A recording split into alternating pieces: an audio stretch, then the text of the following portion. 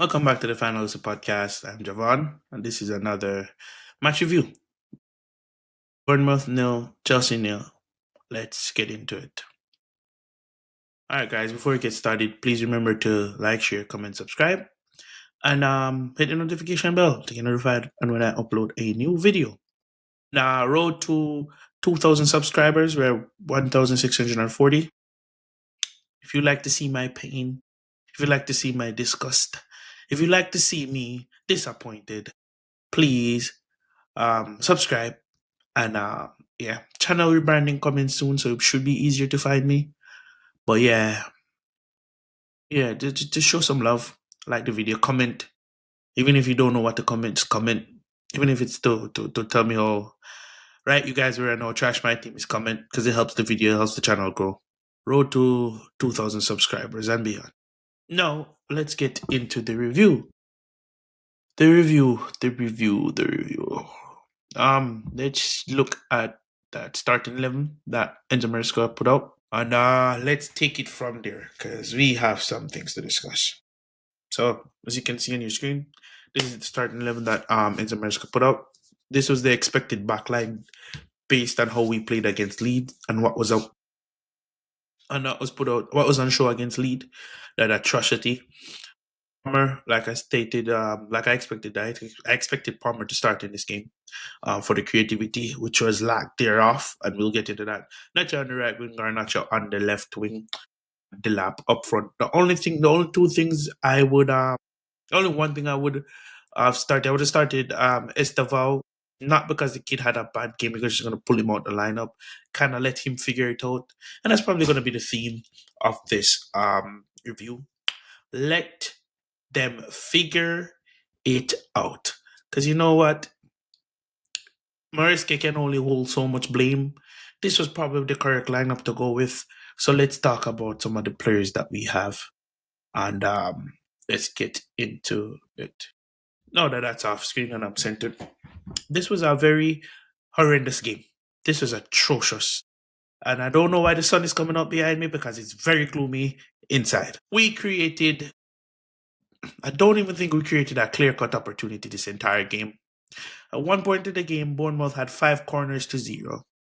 I don't have the statistics, but I'm not going to bore you with the statistics.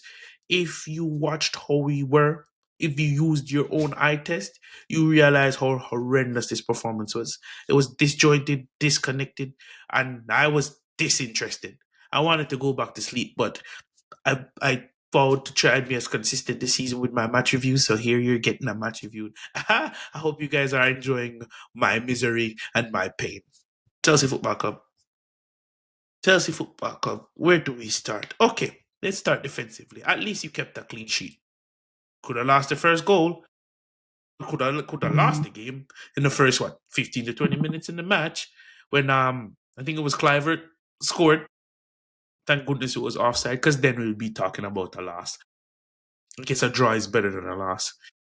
Even though we didn't need a draw, we needed a win to stay and compete. Because now we're firmly in our top 4 battle. But I won't deviate from the conversation. The conversation is we kept a clean sheet defensively. I guess you could argue Fofana came back and there you go, proofs in the pudding, we defend better. So the defending wasn't the problem in this game. But you know what was? The midfield. The midfield, the build-up play was horrendous, and attacking wise, especially in that final third, was absolutely atrocious. But let's get into it. So we had Reece James and Enzo Fernandez in the middle of the park. Enzo Fernandez.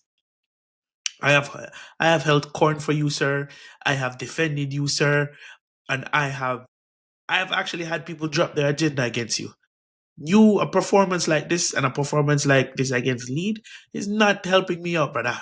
It's not helping me out. Our midfield today was void of any form of creativity, and that's with Palmer included.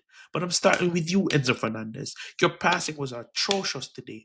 You were not connecting with anyone today. I don't think any of your long passes came off. Your decision making when you should have passed the ball to the right winger at the times or left winger at the times was not on point today.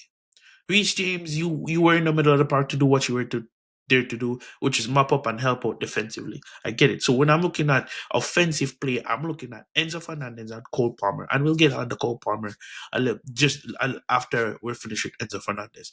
Enzo Fernandez, that was a horrific performance. As TYP, we call you Enzo Zanzi or whatever they want to call you. Passing was all over the place. You're shooting, allow it, man. Actually, you can shoot, but your shooting today was bad. Decision making, poor. Cole Palmer, you just came back from injury, so we have to give you a bit of time.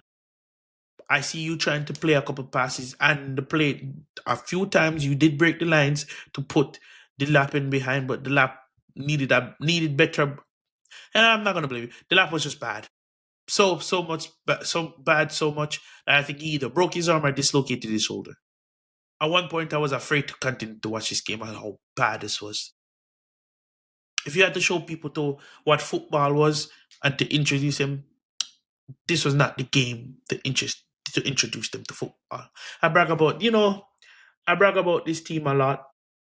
I talk about this team a lot. And at times this team makes me very proud. But then we get performances like this. We get match performances like this. And now I have to be here. And while I want to keep it real in house, I can talk to my Chelsea fans how we should be talking. But when I go out there in public, I get gunned down. I get beat up.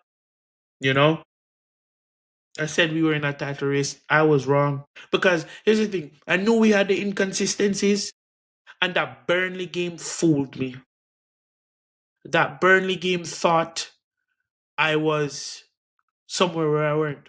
But let's get back to the match reaction. My apologies. I'm not mad. It's just disappointing. Because you can lose with a performance, you know. You can lose playing good football. That was utter garbage. You're telling me you couldn't string 3 passes in the final third properly. You're telling me when Joao Pedro came out, he was non-existent. Again, Joao Pedro came on for Cole Palmer.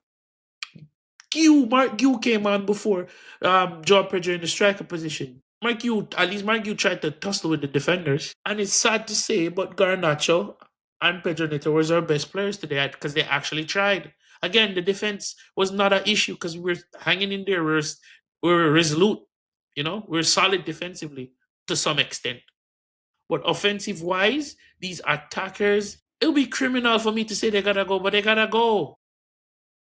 They have too much highs and lows. There's no consistent performer in the attacking third where you can say, yes, he can bail us out when we're having days like today. And Bournemouth has been a tricky fixture for us. Let's not mention, Bournemouth has been on a poor run of form, and this is what we come up against. This is what we come up with. I can't ever say today was not on Ninja Mariska. I'm gonna be real. Today was on the players. They're simply just not good enough. Joe Pedro, brother, I don't know if you're carrying something. I don't know what's going on over there, but you need a break. Enzo Fernandez, if you need a break. If we had Dario Sugo, if we have Lumia Lavia, if we had even Moises Caicedo, maybe we'd be better. And this kind of shows how integral Moises Caicedo is to the team. Because at the very least, he would try to win the ball further up the pitch so we can attack faster. Each James did that job for us defensively. But going forward, the entire from the middle of the park right up to the striker, we're just dross. Estaval came on, and it looked like the guys didn't want to pass the ball to Estaval. So it is firmly a top 4 battle. You'll have games like this that you can lose, you can draw, but then you have to win a couple to stay within the top 4. Aston Villa is second on the table, 3 points behind Arsenal. City won today. City won today. So we're comfortably 4th and 25 points. We are 9 points behind Arsenal, 5 points behind Villa. This is honest pain. I can tell you pain in every language. Pain.